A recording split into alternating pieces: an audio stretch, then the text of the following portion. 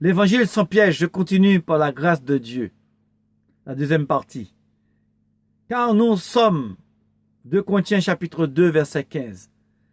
Car nous sommes la bonne odeur de Christ. De la part de Dieu bien sûr.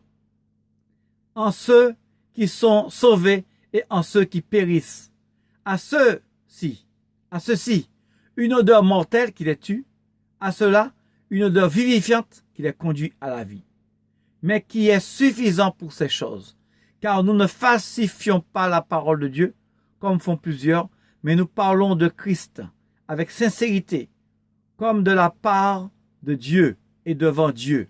L'apôtre Paul, respectant la parole de Dieu, alléluia, a grandi et a pris une grande assurance dans ce que Dieu dit, et il savait que s'il contredit la parole de Dieu, il savait qu'il allait à la mort. Et il savait très bien qu'il y aurait de ceux qui viendraient pour l'influencer à contredire la parole de Dieu, tout simplement en le contredisant lui-même qui disait les paroles de Dieu. Donc il devait se maintenir avec assurance et avec fermeté dans cette parole qui vient de Dieu. Pas faire plus par orgueil, ne pas faire moins par hypocrisie. Sinon ce serait péché et manquer de respect à Dieu, parce que ce serait déformer ce que Dieu dit, et ça c'est un manque de respect. Et ceux qui agissent ainsi, iront en enfer, parce qu'ils s'égarent eux-mêmes et ils égarent les autres. Donc ils sont en danger. S'ils ne se repentent pas, c'est sûr, ils vont en enfer. Et tous ceux qui les écoutent iront aussi en enfer. Ils vont perdre leur âme dans le feu de la géhenne, un feu qui va brûler éternellement. C'est inimaginable. Sors de là, sors de là. Reste dans la pureté de la parole de Dieu. Je vous dis, il y aura peu qui seront sauvés. Pourquoi? Parce qu'il y a beaucoup qui veulent faire plus que ce que Dieu dit, et il y a beaucoup qui veulent faire moins de ce que Dieu dit. Faisons exactement ce que Dieu dit. Restons dans la simplicité de ces choses. L'apôtre Paul était contredit. Pourquoi? Parce que la parole de Dieu a toujours été contredite. Et celui qui contredit, celui qui parle selon Dieu, contredit Dieu lui-même. Comme Dieu dit, celui qui vous reçoit, me reçoit. Jésus qui parle, et dit, celui qui me reçoit, reçoit celui qui m'a envoyé. Dieu a envoyé sa parole.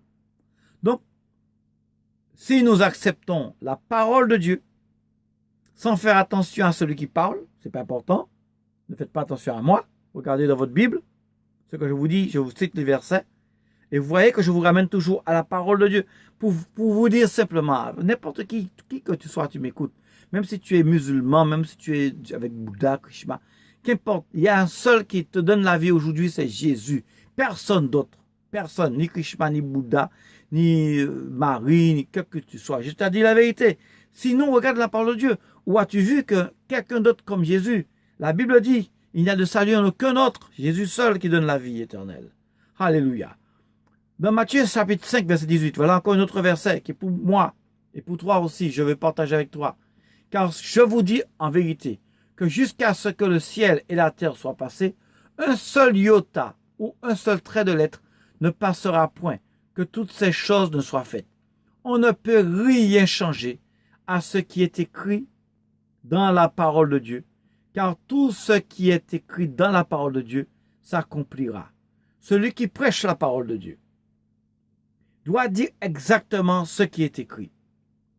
Dans Jean chapitre 3, verset 34, car celui que Dieu a envoyé annonce les paroles de Dieu, car Dieu ne lui donne point l'esprit avec mesure.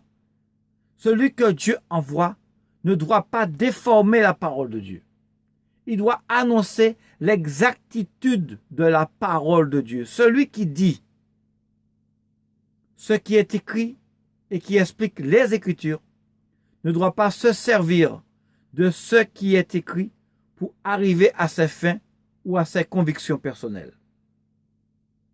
Il doit lui-même se sentir concerné par ce qu'il dit. C'est ce que je m'efforce de faire et c'est ce que je veux que vous puissiez m'encourager à faire. Et je vous encourage aussi à le faire parce que je veux non seulement être sauvé, mais je veux aussi que vous soyez sauvés. Mais je veux d'abord être sauvé, non pas par égoïsme, mais selon qu'il est écrit, car en agissant ainsi, tu te sauveras toi-même et tu sauveras ceux qui t'écoutent. Et ceux qui m'écoutent devront pas seulement m'écouter, mais devront ouvrir leur Bible pour regarder ce que Dieu dit, qui sort de la bouche de Dieu. Cette parole qui peut te délivrer, t'affranchir et t'emmener loin du péché afin que tu puisses avoir la vie éternelle. Car celui qui parle, il doit lui-même se sentir concerné par ce qu'il dit. Car ce qu'il dit ne vient pas de lui. Cela vient de Dieu. C'est la parole de Dieu pour lui. C'est sa parole à lui. La parole de Dieu à